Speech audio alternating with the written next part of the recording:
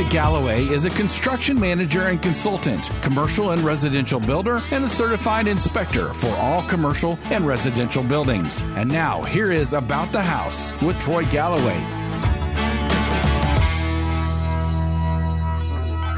Hello, folks. Welcome back to About the House. This is your audio university on everything you could ever possibly ever want to know about your house.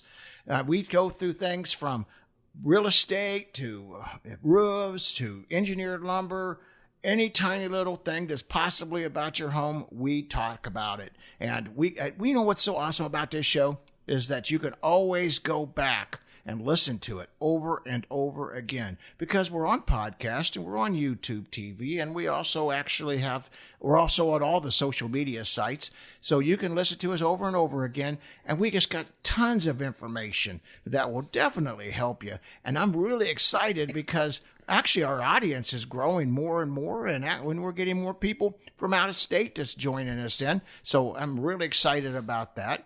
And hey, I'm Troy Galloway. I am your humble host, owner of Galloway Building Services. Just like this show, we're a one-of-a-kind inspection company. Yes, we do building and commercial inspections. If you're buying or selling either a business or an office or your brand new home that you're wanting to, we inspect that. But what makes us unique is that we do construction inspections. And we also do personal injury inspections. So if you get hurt somewhere and somebody maybe they didn't do right and they left a trip hazard and you got hurt, we take that kind of inspections.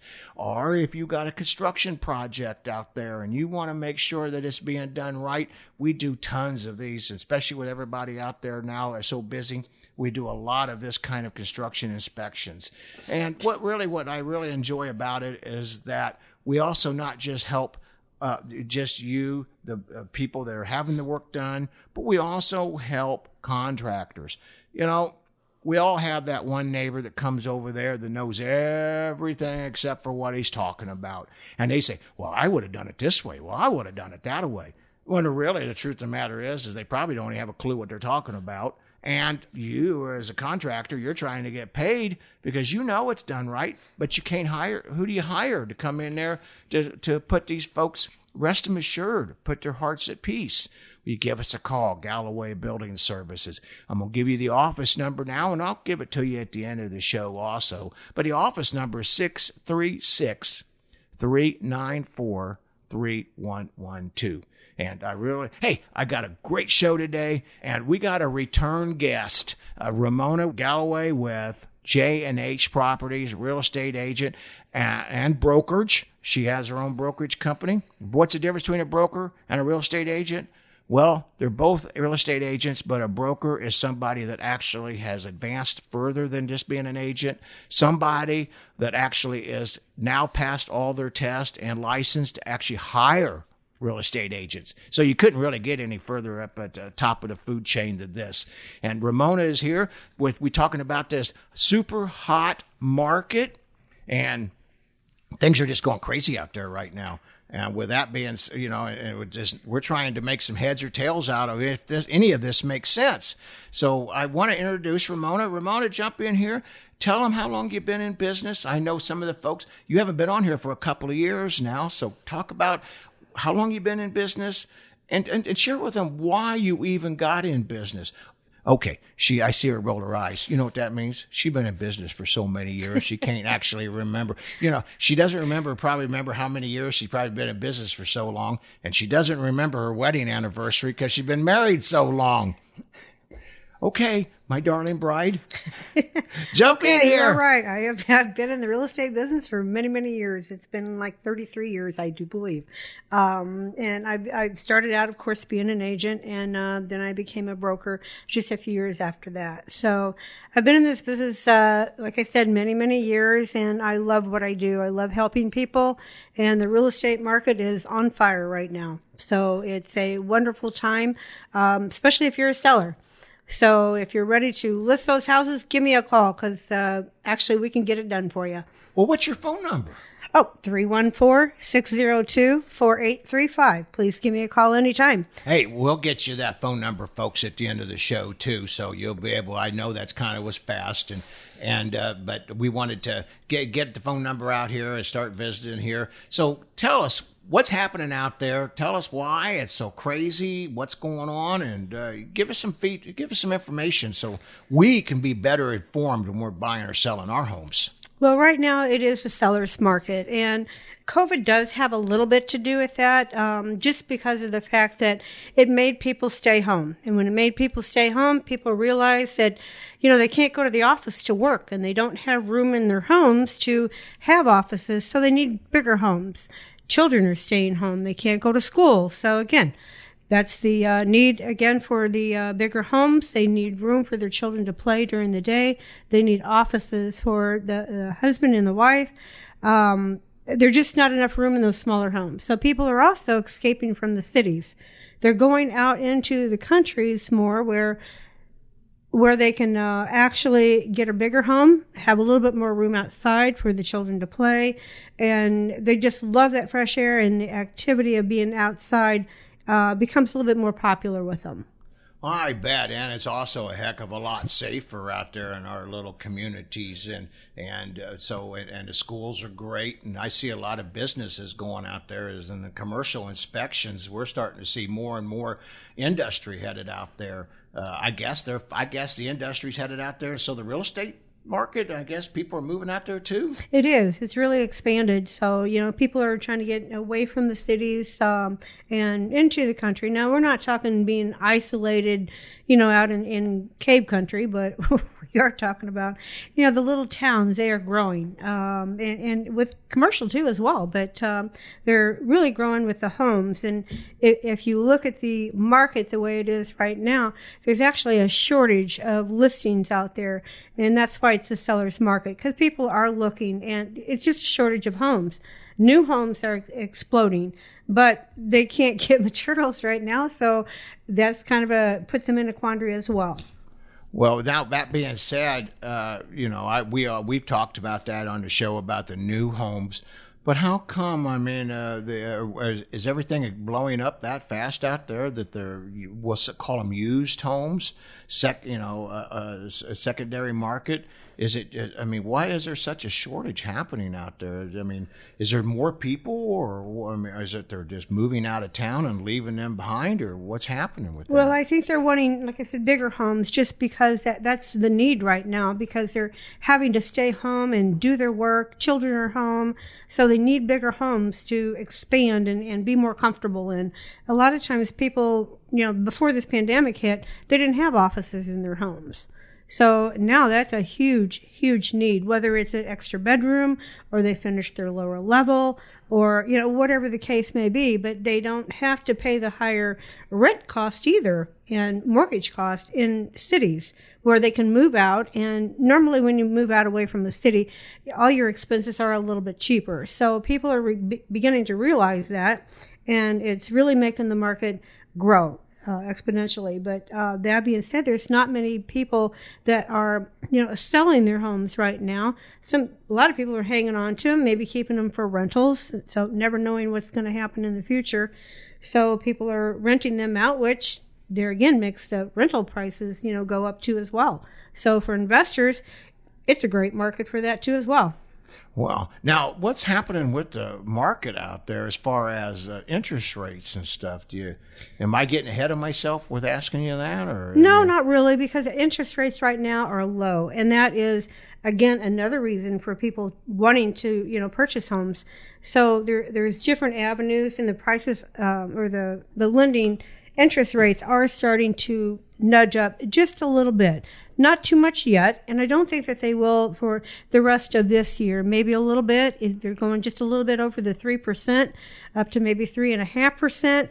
So, but I know there's lenders out there too that are trying to keep their rates down, and they're doing that too by saying that you can pay more money down. You can also buy your points down. So explain that. Buy your points down. That's a little bit different animal out there. There's different types of loans out there, but say if you got a regular conventional loan and say your rate was at 3%, if you pay 1% of your loan amount, so for example, if your loan was going to be $100,000, it would be an extra $1,000 which is tax deductible. So you would pay that to the lender, and they would lower your loan usually in the range of about 0.25%. So instead of 3%, you're going to get the loan at 2.75. And there again, different lenders, different qualifications and different requirements, but you can sometimes pay 2 to 3 points and even get that down a little bit lower than that. But again, it depends on the lender and what they offer. They're all different. Now, do you help direct people over to different lenders that fits their needs, or do you have a list of different people that you work with? Oh, absolutely. I work with several different lenders. There's FHA loans, there's VA loans, there's USDA loans, conventional loans. There's all types of loans out there. And some of the loans that I just mentioned, you can actually purchase the home with no money down. The VA loans, if you're a veteran, you can purchase a home with no money down. FHA loans, they do require that you do put upfront payments of PMI, and that's normally 1.75%. And then every month you're going to pay on that too. So that's a little bit pricier loan, but you can get in normally if you have a lower credit score, you can normally get in with that, and it's 3.5% down. But like I said, the VA loan is 0% down if you've been a veteran. They've got great programs, and the seller does pay some of your closing costs as well with a VA loan. And then another loan, which really helps people that are moving away from the inner cities, is what they call a USDA loan. So like if you're in, I know parts of Lincoln County are like that, Jefferson County are like that. If you're out more in the country, then you can get these loans that are no money down. And they're called a USDA loan. And they're really great loans. Some of those loans, now you do have to look at your interest rates, because they can have a little bit higher of a rate with those. Because like the USDA loan, they are great, no money down, but you're going to pay a little bit higher because you are getting that fact that no money down. But you get in the home, a year later you can always go back and refi with another lender if that's what you want to do to get that rate down. So there's so many different ways and angles that you can go and make that happen for you. Now, you mentioned earlier about P&I. I know some folks know what that means. I know, you've been around for so many years, that's just normal language. I know, right? Help folks out there that maybe don't understand what that means, P&I, and the advantages and disadvantages of what that means. Well, that's what they call private mortgage insurance. And what it does, it guarantees that if for some reason you don't pay that loan, if you have difficulty paying it and you end up losing the home, going into foreclosure, then the government will pay that lender back. So, when we had all those problems back in the early 2000s, 2008, in that era, then that's when this came about. And it really does help the lenders, but, it adds on to your mortgage. And it's not anything that you can write off. It's kind of a lost payment in one respect, that you can't write it off on your taxes, but it does help you get into that loan. And once you get that 20% down on that house, say if it was a $100,000 loan, and if you get it down in the 80% range or $80,000 range, which is 80%, then you can have that PMI taken off of there. So you don't have to pay that anymore. But you have to go to your lender and you have to ask for that. But it's still another great avenue, another great way to buy your home.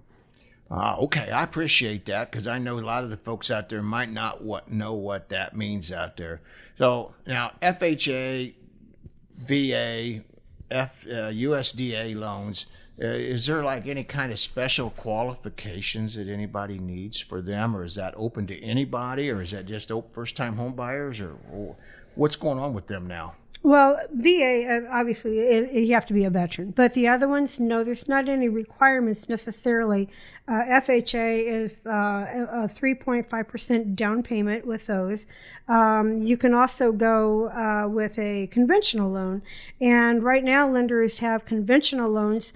Some of those are offering with 3% down. And they used to have a higher rate. Now their rates are great. It just depends on your lender. So check around. You always have a window. of about 2 weeks that you can check with lenders. And when you go in and they check your credit, when you first get a loan, they're going to check your credit. Every lender does that. But when they do that the very first time, it's what they call a hit on your credit. So it may take a few points off of your credit score. However, you need to shop those rates to go to other lenders and see what they offer as well. And when you do that, if you do it within a specified amount of time, then you don't get any more, I'll call it dings, on your credit report. So if your score is like 750, you have one-time hit, so you're fine. You should be good to go. But now, if you go outside of that window, say if you wait a month and then you go to check, you're going to get another ding on that credit. And you don't want to do that, because the lower your credit goes, then the higher they can charge you for an interest rate. So that's all tied together. So dings equal lower, what do you call it? Your credit rating lowers your credit rating. Yes, Every absolutely. ding lowers your credit rating. Absolutely. It's like when you want to get a credit card. So when you apply for that card, they're going to check your credit. And when you do, you're going to get a quote ding on your credit. It's going to come down because of that. So you just have to be careful. But if you're really close on your credit, it's a big deal. If you have a, say, 850 credit score, it's not really a big deal at all. But you just have to be aware of that. Oh, now, you had been FHA and VA had, from an inspector's point of view, they used to be able to, the buyers had to pay for, or the sellers, had to pay for the termite inspection. Yes. What's happening with that now? Is it that changed any? No, it's not changed. They still pay for the termite inspection.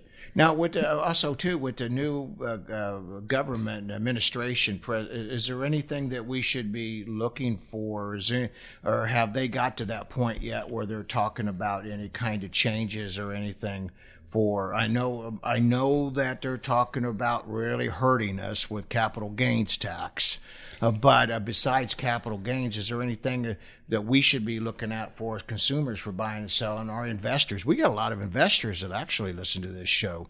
And, of course, this means big to them, capital gains. But is there anything else that, or are they just still not got to that point yet because it's so new?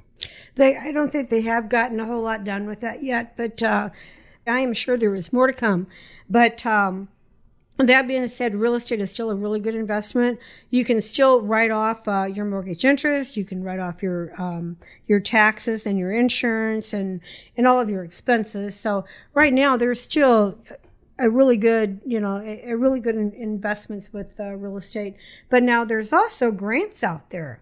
That there's grants for first-time home buyers. There's also still grants out there for even people that have owned homes in the past. So check with your lenders, because different lenders will offer different grants. So say a first-time home buyer, sometimes they can go in and get a grant anywhere from $3,000 to $10,000. It all depends. There's all different types of requirements that you need for these things, but they're not as difficult to get as you would think. So they're a great avenue, especially for new first-time home buyers, to get into a property. You can get a grant for, say, $3,000 to $5,000. You live in the home 3 to 5 years. It's completely written off. You don't have to pay it back. It's like free money. It's great. It really helps people that are in need to get into these homes and to be home buyers, like the American dream.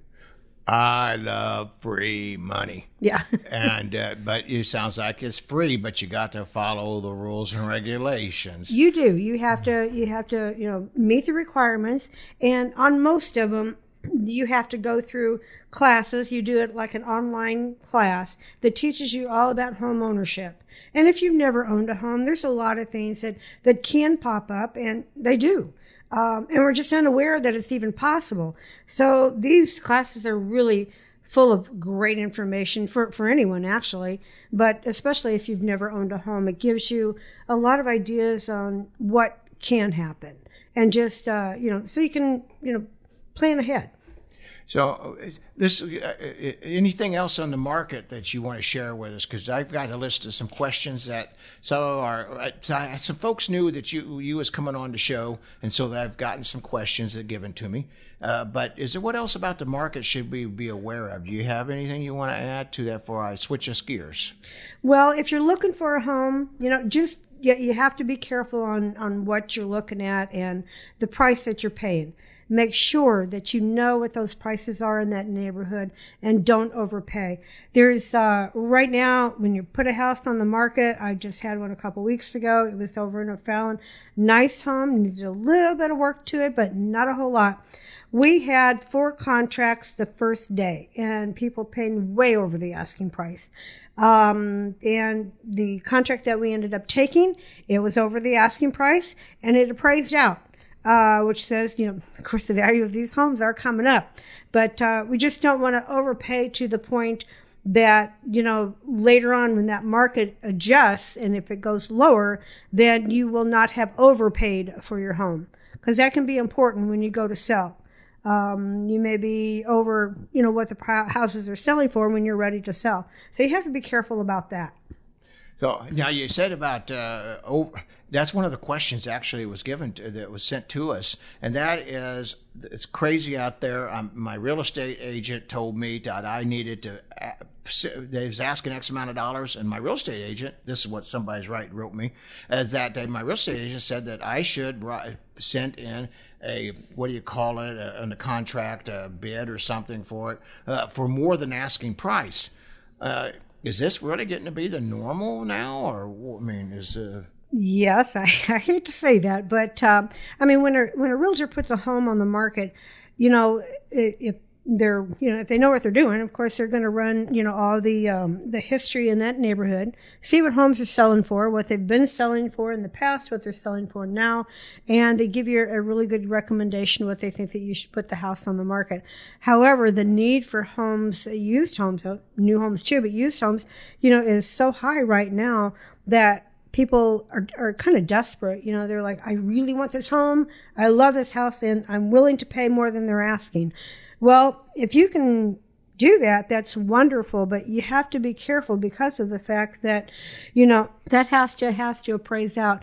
And say if it's a $500,000 home and you go in and you offer $525,000, but it doesn't appraise out, it only appraises out at the $500,000, you as a buyer will have to come up with the extra difference in that amount, so $25,000, unless that the seller is willing to, help with that. And a lot of times in this market, they're not, because they don't think that they need to, that they have to. So that being said, that's when the new buyer has to say, okay, well, I'm willing to pay an extra $25,000 up front, which means it comes out of your pocket, because the lender, if a house is not appraised for $525,000, they're not going to lend you that much money on that property. You have to come up with the extra $25,000 out of your own pocket. Well, that's not so good. It can be a problem. Yeah. Well, and so appraisers. I know we're not talking about appraisers. Actually, I need to make a radio show. That's a good idea. I need to do one of our shows and bring an appraiser in. That'd be a great idea. And talk about that, because we've had real estate, we've had mortgage brokers with Rachel Rifkard? Yeah, of Central Banks, great person there. She's awesome. And that's a good idea. I have to make a note of that. But help me out here. So appraisals. It seems like sometimes the appraisers are all over the board, and you just never know when you write a contract, especially when you're writing over it. Is there the last word on how much a house is worth, or is it the bank, or is it the seller that's the last word about what your house is worth? Well, as far as the bank's concerned, it's normally the appraiser that's been hired to do the appraisal on that property. But now I've had instances in the past, and they have an appraisal, so they say it's only a matter of opinion, not that they just have an opinion on it. They actually pull factual information, but sometimes they don't have all of that information.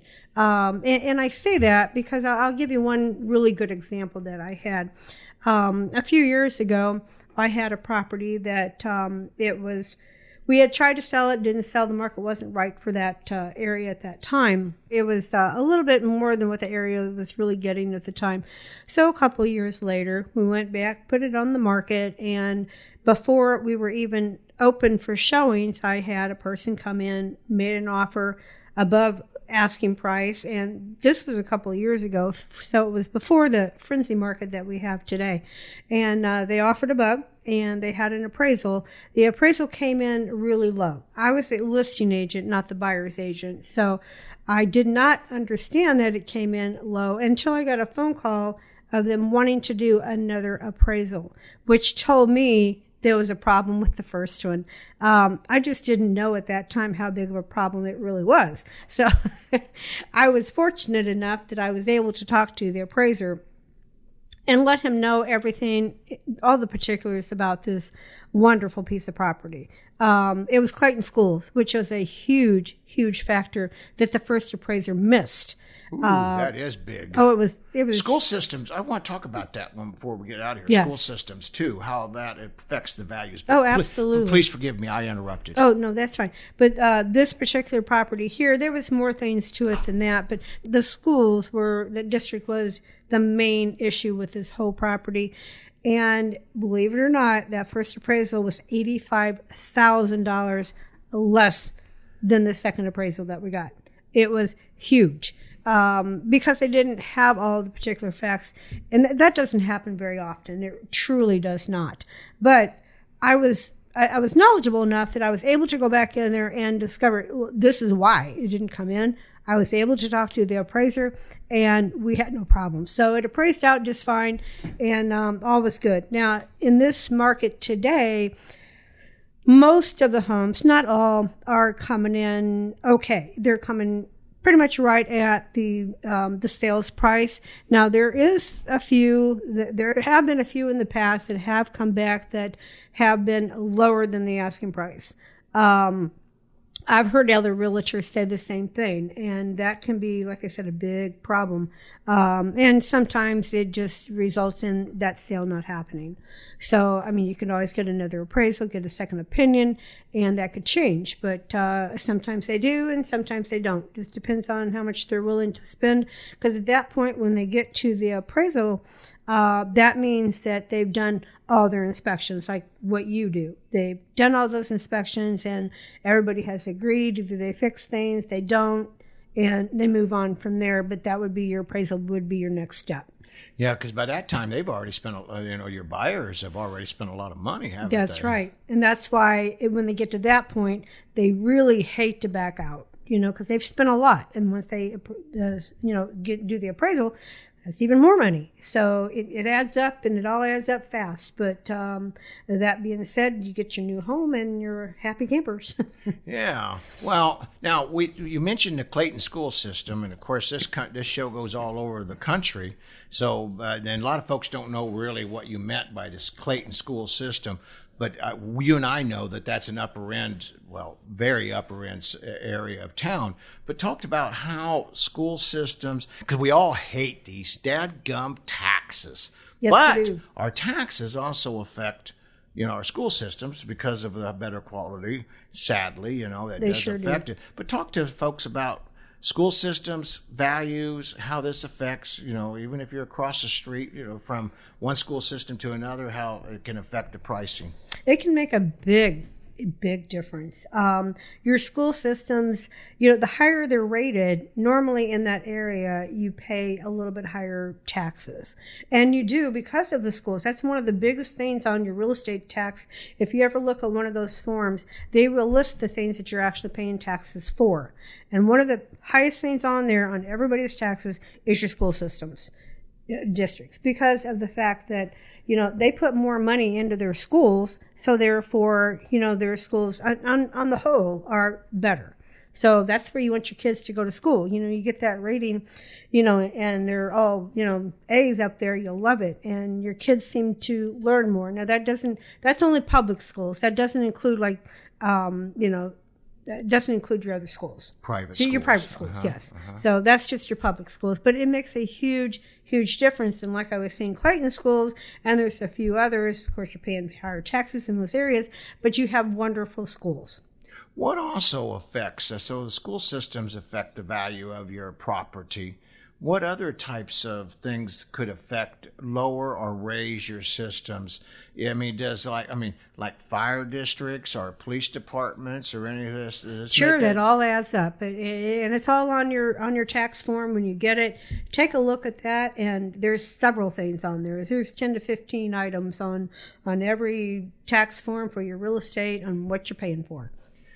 Because it seems to me that if I'm living in a safe area, where I got a safe area, not we know police, okay, that's common sense, but I'm talking about like fire districts, If Sure. I live in the rural, because we talked about people moving out to the rural areas, and they don't really have the same fire districts that we do in our urban areas.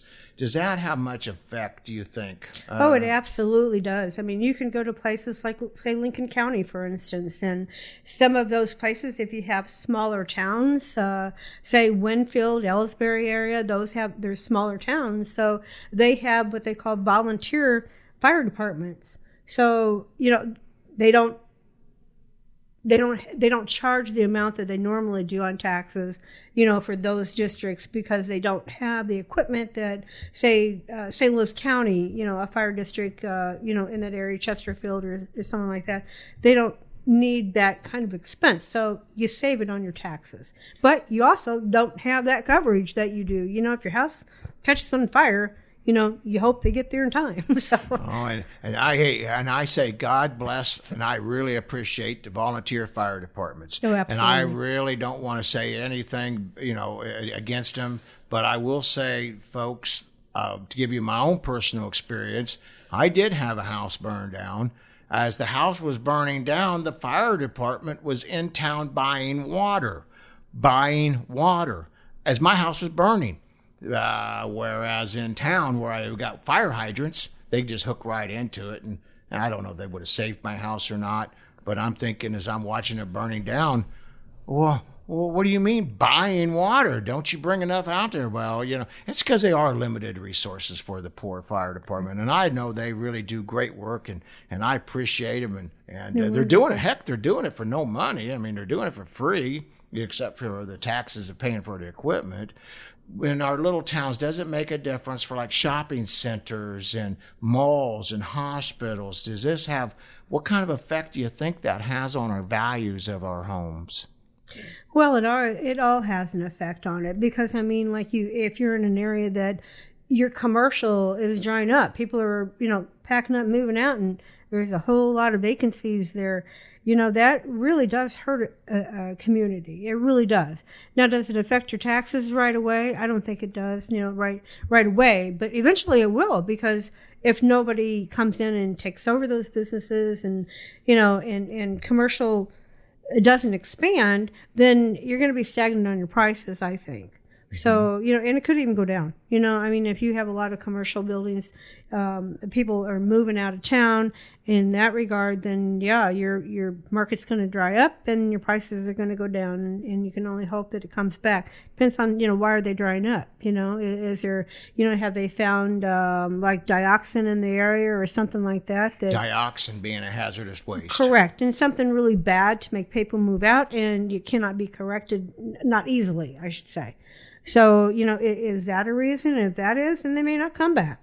And if they don't, then there goes your market. So, and if it's something, just a temporary thing like this COVID, then it very well might come back. Well, now, just put yourself into, think of this for a minute here. I'm wanting to sell my house, and I really want to get the best dollar naturally. I want to get all the money I can. So tell us some tips out there on what can we do to make our house maybe worth more. Selling fast doesn't seem to be a problem today, Not today. But it might be tomorrow. So tell us some tips from a real estate broker's point of view. on how I can get a better, because I'm going to ask you just the opposite in a minute about the buyer side, but tips on how we can actually make our house worth more money. Guide the folks through this. Well, even though the market is what it is right now, it's a seller's market. It doesn't mean that as a seller that you can just put a sign out and say, okay, I'm for sale. You have to be ready. You have to declutter. You have to clean it up. Some people, put the sign in the yard and say, okay, let's just sell. Just the way it is, do nothing. You really don't want to do that. Even to get top dollar today, you need to do your due diligence. You need to clean up the property. You need to paint, fix the things that need to be repaired. If nothing else, hire an inspector even before you put the house on the market. That way, you know what's wrong with it right up front. So you have the option, knowing what's wrong. You can either, put it on the market. You can put it as an as-is property, which means that, if there's anything wrong, you're not going to fix it. Or you can go in there and take that inspection report and look at the things that really need to be done, pick and choose what you want to do or not do, or do everything on there. And then that way, you're not going to have a problem. When you go to sell, everything's done. It's ready to go. The house has been painted. It's all fresh and ready to go. And so is your new buyer. Yeah, so now what about staging? Does that really help the adding value to the home? Because I know staging, well, first tell the folks what staging means, but then help us out. Does it sell better? Does it bring more money? Is it worth the investment? Well, it depends on the situation. Now, if you are living in a home, then you can do a couple of different things. You can declutter and just leave, if you have nice furniture, just leave a few items in there to kind of stage that home yourself. What you're doing is you're making people come in and you're making them realize, okay, I can put a couch here and a love seat here, and this is how this room is going to work. This is how we're going to live in this house. And the same thing with bedrooms and all the rooms in the home.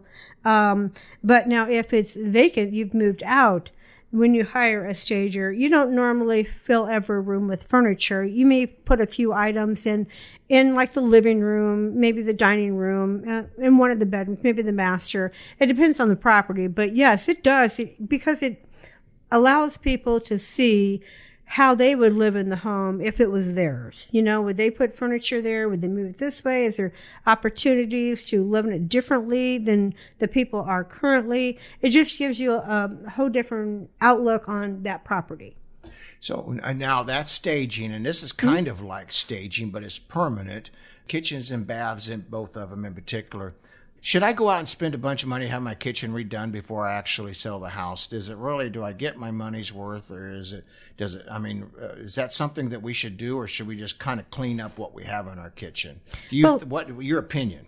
Well, again, I think it depends on the property. Now, if that property is really needing a kitchen and you have the funds to do it, it really makes a huge difference, because most of the time people don't want to move into a property and then have to do all this work to it. They don't have time. They don't want to live in that, because it can be difficult to live like that. And especially if you have little ones, or now, like nowadays, you work from home.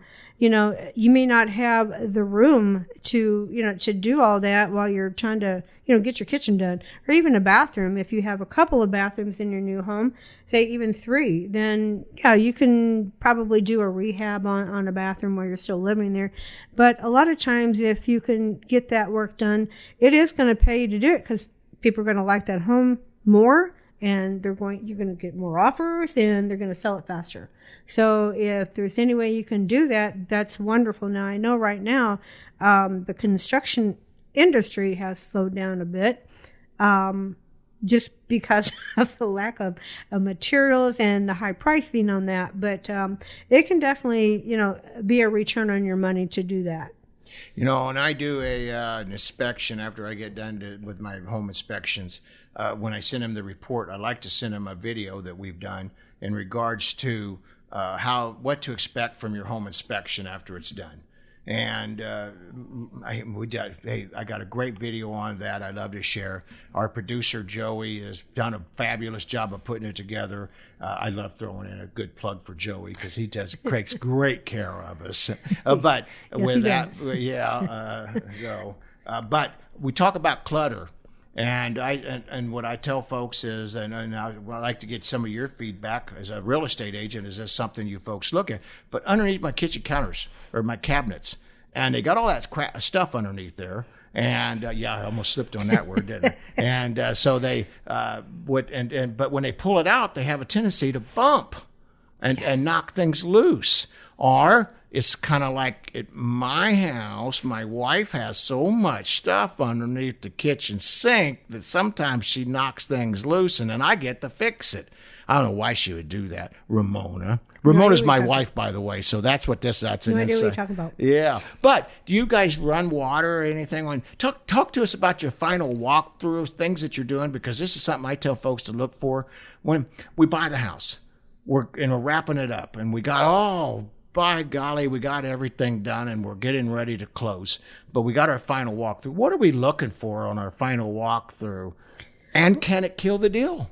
Oh, absolutely. Absolutely. You normally do your final walkthrough anywhere from 1 to 3 days or 4 days before closing.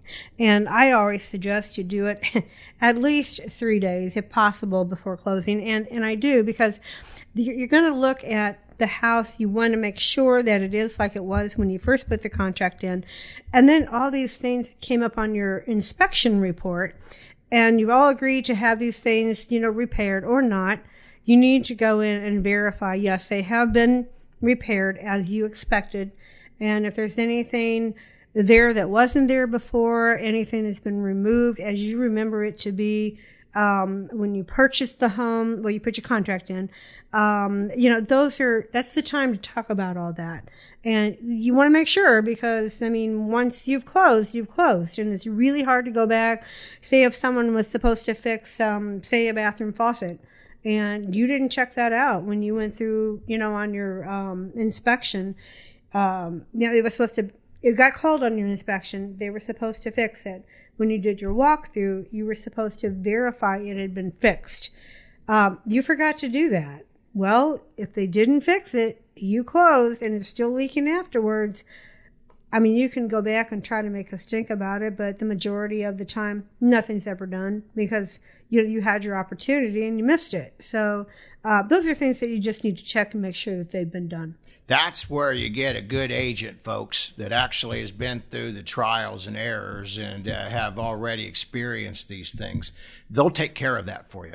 They'll be heads up on it. But now, I had a question here. It was written to me before you came on to here, and it was, I closed on my property, and my agent would not give me my key. Oh, my How goodness. come? I would assume that it has just closed, and the buyer's loan had not funded. And that means that everything has to be done, and their lender has to actually send the money to that title company for them to fund that loan. If that loan is not funded, you don't get keys. I don't care if you've closed and it's a week later. Until that loan is funded, you're not getting keys. Because if that agent gives you those keys before that's funded, y'all can get in a whole bunch of trouble. Yeah, well, everybody can. I know one time it's illegal. We had a home that we built, a brand new home, because we're a home building company, and I remember that the buyers was having a tantrum. They had a truck standing there and a trailer and ready to move in, but we couldn't give them the key because it wasn't funded. We had not received our money, and it's huge. It's like impossible to get these folks out once they move in. And so we're hearing more and more about that's another thing too. And I know we really don't have a lot of time to get into that, but I would love to have you come back, because there's other things we need to talk about, like some of the cons that we're getting of allowing somebody into your home before you closed, or your proper paperwork, and some of the shenanigans going on out there. Those are things you have to be really careful. You never want somebody to let them in your home like that before it's actually closed. And folks, this is why you need a real estate agent. I know a lot of you want to sell by owner, and I think that's awesome, sell by owner, and I don't blame you one bit. But these are the pitfalls. If you're a seller and you're just trying to be nice and you let somebody in and it's not all done right, you could be opening yourself up. I mean, remember, well, I can't mention his name here, but a friend of ours, and he had somebody move into his house. It was over a year later before he could actually get them out of the house. And that was before the COVID. You know, with the COVID, you probably could never get them out. And by the time he got his house back, it was just, and it was for sale by owner that he was selling. And his family had been in construction and everything for years. By the time he got the house back, there really wasn't. He had to let it go into foreclosure. They didn't pay for years of payments, and then they tore it up. There could be a lot of sad stories out there. I had a client, and it's been several years ago, that didn't want to do a walkthrough. The house he was purchasing was going into foreclosure. The lady that had it had 2 other children, and she was very pregnant at the time. How do you be very pregnant? What's that? Come on. I know that's not real estate talk, but what very pregnant mean? 8 months ready to go. Oh, okay. But in this particular case, she wasn't able or wasn't doing anything to the property as far as even packing up and getting things ready. And he did not want to do a walkthrough. Well, you know, as his agent, I insisted on it. Either he would go or I'd go by myself because I had to make sure that it was done. And it was a really good thing that we did because it was not done. Nothing had been moved out of that property. Nothing at all. So in saying that, we did not close that day. I did go back and I got an organization that would go in the following day, next 2 days actually, to help her move out. And they promised they would. But I did suggest to my buyer that he did not close until that happened. But it all worked out. He went ahead and closed. And actually, he bought myself and his wife some roses because we stuck it out. And that was very sweet of him. But they did. The organization came in over the weekend, moved him out, and everything happened just fine. But it was a good possibility that would not have happened. If we had not have checked and we not had done these things before closing, it could have been a different situation altogether. He could have been in that house and paying mortgage payments like the situation Troy was just talking about. He could have been in there for months and not gotten to his property, but still had to make the payments. And her being pregnant with the other children, it could have been a real disaster for everyone. So, that's how important those final walkthroughs are. Don't ever skip those. Now, you said you went in there and checked it out. Does that help? Say if you're working with an out-of-state buyer and they're moving in, being relocated, they just literally can't, and so you're willing to go in there and do a walkthrough, make sure that the house is in good working order? Oh, absolutely. A few months ago, I had an out-of-state investor who wanted to buy a duplex, and I just took my camera, went in there, and did a video for her so that she could see everything with this property inside and out, and make sure that yes, it's the property that she wanted. The first one she decided was not the one for her. It did need a whole lot of work. But again, went to the second one, did the same thing, had it all worked out. She saw the property, and then she was actually able to come into town before we closed, and she was a happy investor. Yeah, I remember that. She was really a sweet person. She was. You know. But, in that first house, wow, that's why, I'm now throwing a cheap plug for inspectors, but that's why you want a good inspector to look at your home. And then, sadly, there's a lot of inspectors that are $350 wonders. They get taped $350. They're a genius now. They're, they got their license a long ways away. Same with real estate agents. I notice there's a wide range of agents out there now. Like, for instance, I know your father was in construction. We've been in construction. That's all you know. So you kind of have a leg up more than most agents do. I do. I've seen a lot. Now, I am no contractor, and I never pretend to be. Now, wait a minute. Disclaimer. I know she married to a contractor. Okay, I can tell him what to do. Yeah, okay. Okay. Because we got a lot of friends listening to this show, and they're going to be calling BS. I doubt that. But anyway. Joey knows us. He knows of he said, I can see BS all over his face on that one. Well, as far as construction and inspections, inspections are imperative. They truly are. And I've used inspectors in the past that have missed really, really big deals. I had an inspector one time that missed the brick falling off the home. You have to call them back. You have to make sure that you're looking at these things too and not relying 100% on the other person. But, we're not contractors. We are real estate agents. And so it's not actually what we do. But I keep an eye out for, different things that I see. If I've seen it in the past, I try to keep my eyes open for that. If it's something that could be a problem for my buyer, I always try to point it out and at least tell them to check it out. If I'm right, that's great. If I'm not, that's great too, I got one last question because it was sent to me, and you and I have heard this a lot of times. I don't really do any of your inspections unless it's for a friend that we both know and they want me to do the inspection. But explain to the folks what the disadvantages are of having somebody that you work with all the time to be your inspector instead of letting them pick their own inspector. And explain to them why I really don't do your inspections.